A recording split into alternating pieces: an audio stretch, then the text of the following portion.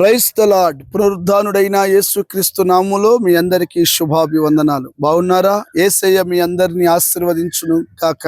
అనుదిన వాత్సల్యత అను నేటి వాక్య ధ్యానాంశాన్ని ఉదయకాలం ధ్యానించుకుందాం రండి. పరిశుద్ధ బైబిల్ గ్రంథంలో నుంచి 118వ సంకీర్తన 8వ వాక్య భాగాన్ని 2వ లైన్ నేను చదువుతాను. వీలైతే బైబిల్ తెరిచి వాక్యాన్ని గమనించండి. యెహోవాను ఆశ్రయించుట మేలు, దేవునికి స్తోత్రము కలుగునుగాక. దైవజనమా, ఈ చదవబడిన ఈ వాక్య భాగాన్ని విన్న వెనువెంటనే నీ జీవితంలో ఏదో కోల్పోయినట్లుగా కంగారు పడుతున్నావు కదూ? నిజమే.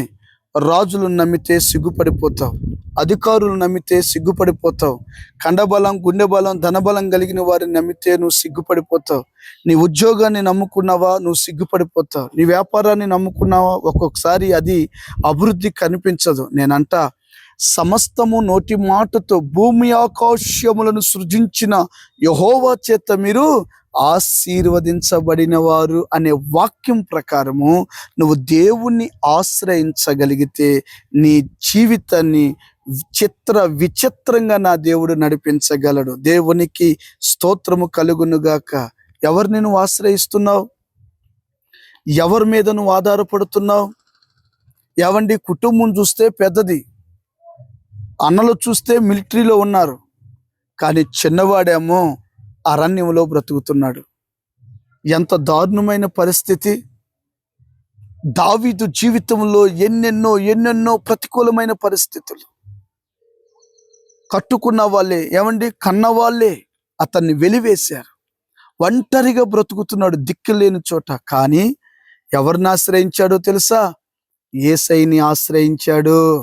ఏవండి, అరణ్యములోనైనా దేవుణ్ణి ఆశ్రయించాడు, సింహాసనం ఎక్కిన దేవుణ్ణి ఆశ్రయించాడు, వ్యక్తిగత జీవితంలో కూడా దేవునికి మొదట ప్రాధాన్యత ఇచ్చాడు. గనుకనే అతని మీదకి లేచిన ప్రతి కార్యాలను దేవుడు అణిచివేసి గొప్ప రాజుగా, బైబిల్లో 42 మంది రాజులు పరిపాలన చేస్తే దావీదుకు మించిన రాజు మరొకడు మనకు కనిపించడు. ఎందుకయ్యా అని ఆలోచిస్తే అతడు దేవుని ఆశ్రయించాడు. ఈ వాక్యం వింటున్న దైవజనమా, నువ్వెందుకు ఫలించట్లేదు? నువ్వెందుకు ఆశీర్వాదకరంగా లేవు? ఎందుకు నీ వ్యాపారం, చేతి పనులు దీవెనకరంగా లేవంటే మనుషులను ఆశ్రయిస్తున్నావు. మనుషులు అవసరం కండి, ఆశ్రయం కాదనేది ఈ ఉదయకాలం ప్రభు నీతో మాట్లాడుతున్నాడు. వాక్యాన్ని విన్న తరువాత నీ జీవితాన్ని సరిచేసుకొని ప్రభు మీద ఆధారపడు. దావీదు వలె దేవుడు నిన్ను నడిపించునుగాక. దేవుడి మాటలు దీవించునుగాక. తలలు వంచండి. చిన్న ప్రార్థన. ప్రేమ కలిగిన తండ్రి, మహాపరిశుద్ధుడా, ఈ వాక్యం విన్న ప్రతి బిడ్డను బలపరిచి దీవించి దావీదు వలె ఆశీర్వదించండి. యేసు నామమున అడుగుచున్నాం తండ్రి, ఆమేన్. Thank you. God bless you.